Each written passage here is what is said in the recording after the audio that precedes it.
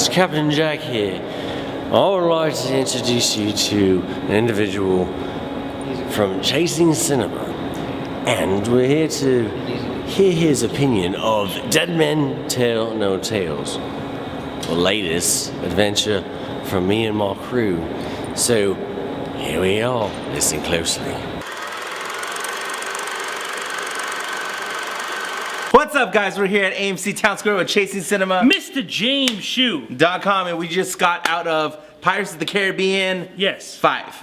Dead Men Tell No Tales. And thank you, Mr. Captain Jack of Hearts, for that wonderful introduction. Love it. So, Mr. Hsu, you just got out of Pirates 5. What are your thoughts? Definitely, I would say Matey. Better than On Stranger's Tide, but that was the worst one probably. That one wasn't great. And it was probably better than 2 and 3, so it was probably the best one since the first one. I enjoyed it. Wow. Yeah, I enjoyed it. Where do you rank it? Oh. In the Pirates, not no ratings. I definitely like 2 more than any of the sequels. So probably like 1, 2, and then the other 3. The other 3 you could just juggle them all together. I didn't like them. Negative, got it. Well, yeah, you know. I mean, okay, go on. What would you like about this one? You know what I wish they didn't do? Oh, I mean, I enjoyed it, but what I didn't like is I wish I didn't see in the I think it was the TV spots how they revealed that Keira Knightley was in the movie. I would have just preferred to just save that. Yeah. There was that. I thought it was pointless to show that in the. And I think anyone could see that coming too. And it was wonderful. Yeah, and like we got into a conversation. I thought they had already revealed that, but I guess they didn't. No, like they revealed that, and I was just like, oh my gosh, the trailer went viral and stuff. And, why? Yeah, but the star of this movie, Brenton Thwaites, was a really nice guy. We interviewed at CinemaCon. Click that wide eye above Shu's head. He could talk about his experiences working on Pirates of the Caribbean. But okay, so that was the only thing you didn't like. What did you like? Since you liked it. It was just very Captain Jack. I enjoyed it. It was fun. It was a Pirates film. So I think people that like Pirates films, if you're a fan of them, you're going to enjoy this movie. If you're not a fan of the Pirates film, this one doesn't really give us anything different. No, yeah. This one doesn't give us anything out of the box. But I thought that the visuals were awesome. I thought the shark thing, I thought that was a cool scene. I thought some of the visuals were pretty horrible, actually. I mean, I think visually you were horrible too, but... I think the sharks were pretty cool, but like the scene of him going round and round, I thought looked pretty bad. You're talking about with the guillotine? Yeah. That was awesome! But there was some other really bad like looking CGI. And one of my main problems was like this movie felt so fake. Oh, I thought the bank part was cool too. Oh my god. I'm like watching them take an entire building. I was just... No. See, you're watching this expecting this to be real or something. No, I'm not expecting it to be real, but like in Pirates of the Caribbean, Curse of the Black Pearl, I mean, we were on that ship. We were sailing the seas. In this movie, every scene felt like we were on a set in a warehouse. It felt so fake and so lazy put together. But that's not even my problem. I would say there are some nice visuals, sure. But I mean, I don't even think Johnny Depp brings it in this movie. Like his voice is in and out throughout the entire movie. He lost how to do Captain Jack. You know, I mean, I just think he wasn't... They've made him dumber. Like in the first movie, he at least had some like prestige and there was some like allure about him. And yes, he made a lot of dumb mistakes and he was a drunk, but he also was able to pull off these really smart plans. But as the movies progressed, they just kept making him stupider and stupider, and they made him this drunk that just bumbles and falls and he's dumb. And there's nothing alluring about him. He has no presence anymore. He's just a dumb comedy relief. Oh boy. Okay, where do we start with this one? So, I mean, some of this movie is just kind of the remake of the first one because there's ghost pirates that are cursed and they can't die, and you know, a Turner has to bust, Captain Jack out of the cell and make him work with them. I mean, it's pretty much just like the first movie. And for me, it's just like, why do we keep going back to these curses? And the curse, okay, my main problem with this movie is this curse makes no sense, right? Like, there's no explanation of this curse, why it happens, what the rules are, what these what is supposed to happen. They go through this thing, they're cursed, but why? Why are they cursed? They're just cursed, and then the rules are what? It's not clear, it doesn't make any sense. And this whole movie just has so much unnecessary parts to it. We have the Brits, we have the redcoats, chasing these guys. That eventually leads to absolutely nothing. There's a side character who's this witch who comes to nothing, except looking at a wall is her big moment. And there's just so much here that just doesn't work and just feels so lazily thrown together.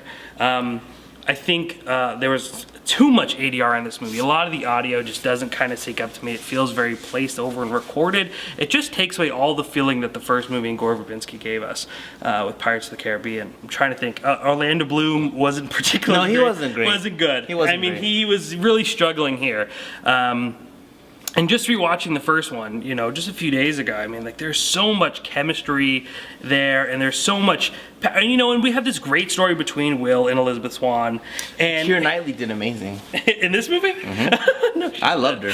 I don't, man, like, and there's another thing, is we just have we have a male character and a female character, and just because, like, these characters have to end up together, they end up together. They share, I think, maybe 2 scenes strictly by themselves, maybe altogether 20 lines of dialogue, maybe 30, and they just happen to be, you know, destined to fall in love, and there's like no chemistry between them, there's like no love interest between them, it's just all thrown together. And there's plenty of other things that I mean are technically spoiler that I thought were even more stupid. Admit Keira Knightley did amazing. No, she didn't. Did she have a line? Did she say anything? I don't think so.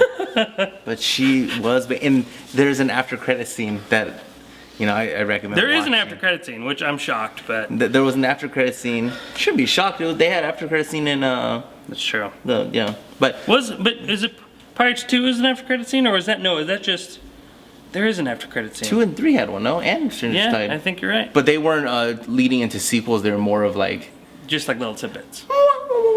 Yeah. Yeah. But Keira Knightley in this one though, like her sleep acting. He's being sarcastic, guys. No, but she was banging. I love really? I love Keira Knightley. I think she, like, I don't know, man. She does. I mean, I love Queen Amidala. She, like, again, like, not in the that. same way as Captain Jack has a presence in Pirates of the Caribbean, but she has this really, like, beautiful, outstanding presence in Curse of Black Pearl, and she just kind of lost it after that first movie. And I'm not saying because she's gotten older. Obviously, this movie to Curse of Black Pearl was 2001. She like fine wine, homie. She like fine wine. I think in the battle of Keira Knightley and Natalie Portman won. Just saying. Anyway, what about the action? Like, I didn't feel like there was any really great action sequences in this movie, and I don't know. I just think that this was better than Stranger's Tide, and I also believe that if you like all the things you're saying that don't make sense, I agree with all that, but for me as a pirate fan, it doesn't matter. It's just, I'm watching this to just enjoy but I mean, it wasn't funny. It wasn't enjoyable. There wasn't. I enjoyed action. it. I enjoyed the action too. But what action? What action sequence? The fighting. Like the water one? Yeah, I enjoyed it. Well, they're all. No, yeah, actually, the whole thing, yeah. The part where there's the Ten Commandments part. The part where there's the sword, I enjoyed that. Oh, okay. Yeah. That clears it up. The monkey, there was a monkey. You know? There was a monkey. He's back. Yeah. And then, oh my god. And then the whole mission, this whole trident of, I don't know. Don't get me started, guys. I don't know. Like, to be honest, I think I've thought this since number. I'm glad even you're thinking 2. now. There's only one Pirates of the Caribbean worth watching, and that's part 1. That's fair. But don't listen to him, don't listen to me. Just check out the movie yourself and make your own decision. Yeah. Also check out again our review with the star Brenton Thwaites from CinemaCon. You can also check our review for Baywatch. Yep. And I feel like there's something else, but that's about it. Well, until that next episode, what's going on next week? Next week I believe is, I don't know. Anything good? Probably not. I think something good's coming up next week. It's almost ready for Wonder Woman. Yeah, Wonder Woman's coming up. Cars is coming up. Is Wonder Woman next week? I think it is next week. Yeah, it is, right? Wonder Woman is next week. Wonder Woman, Gal Gadot. Gal Gadot. Yeah, she said it on Fallon. Gal Gadot. Yeah, Gal Gadot. Yeah, Gal Gadot. Yeah, we always said Gal Gadot I'm pumped for some Wonder Woman. The Amazonian. Oh.